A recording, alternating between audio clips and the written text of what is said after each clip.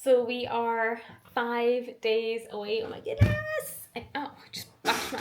I think when I get like stressed or like tired or whatever, my like spatial awareness just completely goes off. So today I've just been walking into everything, and I'm like, this is not what you need when you're about to run 500 miles. Just don't walk into something that's going to damage you.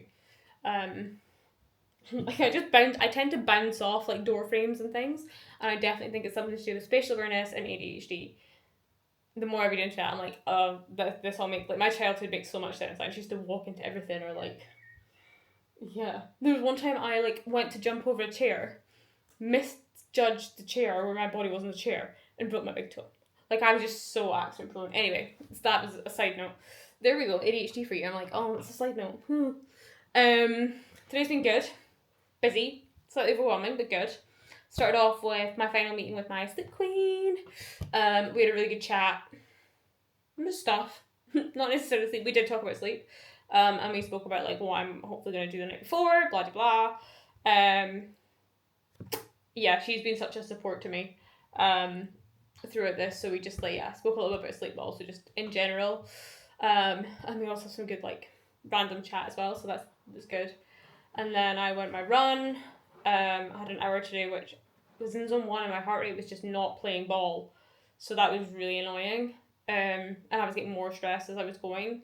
But I'm also aware that not everyone can be a good run, and usually during taper, my heart rate just goes mental, and I'm like, I don't know what's going on. So I'm just trying to remember it's taper. It's fine. It's gonna be fine. And then I had my last session with my sports psychologist, who I've literally only just started working with, but she's so good. We done like a confidence thing, and just kind of also me just ranting away and talking about stuff and my why and all the kind of behind the scenes things. I definitely want to do a longer video or like parts maybe on each aspect once this is all over of like the behind the scenes stuff that goes on, and kind of breaking it down and showing these aspects that you don't necessarily think about at all when you think of somebody doing a challenge like this. And then a placement. And they gave me a lovely little card, which is so cute, saying good luck. And then I came home and I went to the gym because I had an incline treadmill session to do where my heart rate monitor would not register either. I was like, everything is going wrong. Oh my goodness. So I ended up just doing the same speeds as I would normally do, not caring about the heart rate, because it kept being like, my heart rate was going from like 167 to 91 and then disconnecting. And I was like, not today.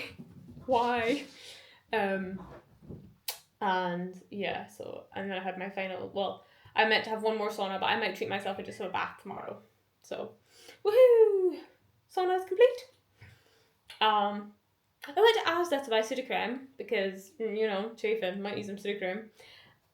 I never know how you say it, Sudocrem or Sudocreme. Everyone says it differently. So, if I'm giving you the ick with whatever way I'm saying it, I'm really sorry.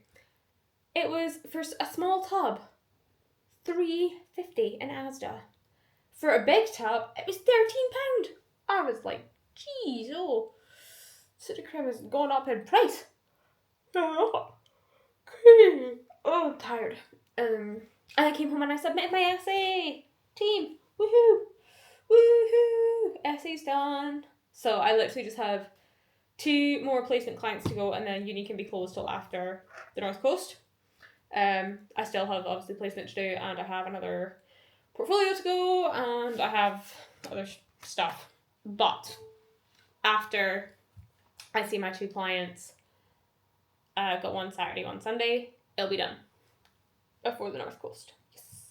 But the essay was it was really weighing on my mind. I was like, I'm not going to get this done. And then I just somehow found my focus and got done. So that was exciting.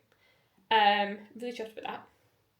And then, yeah, I thought I would just talk a really tiny bit about something that's not really spoke about. Bit embarrassing if you're like squeamish with periods, etc. Log off. Goodbye. But so annoying. So I think like basically my period will be due like either the day we finish or 2 days after we finish. If my body's not always the most regular in the world, but if we're going with the app and how the app goes, it very rarely sticks to what the app tells me. But if I am going with the app, I will be PMSing the whole week of my run, which is just 10 out of 10. But I'm also so mindful like that does put you at like increased injury risk, and obviously you're much more hormonal and much more susceptible to fatigue and all that kind of stuff. But again, there's literally, I can't do anything about that. We just gotta roll with it and see what happens. But again, it's not, I feel like it's very rarely spoken about, even amongst females. So it's something I need to get better talking about. Oh, my laptop's just having a little reboot. What is it doing? Oh, it updated something. Sorry, if you just saw a light come on, it was the laptop just firing up. It just done an update. But it's also something that I quite often feel like not nervous to talk about, but like even with my clients, like my online coaching clients, it's something that I'm going to actively make an effort to try and engage in the conversation more, because I feel like if you're not scared of the conversation, then your clients are less scared of it, or they feel more at ease. So that's something I need to try and tackle better than what I have been currently, because it's so easy to like program around. If I'm like programming people's runs or whatever, like you can't obviously program a race around it, but like you can be like, well, the week you're PMSing, that is your deload week. Do you know what I mean? Like you can completely make it so it's much more in tune with your body. So it's something I need to get better at doing. So I thought today I would take that leap, and yeah, and if I end up having my, like, I don't PMS that badly, I'm really lucky, but if I end up suddenly PMSing, so be it. I'm a girl, it's what it is. And I'll just show that girls can be, doesn't matter, that girls are just as hardcore. Even if we get periods, we're hardcore.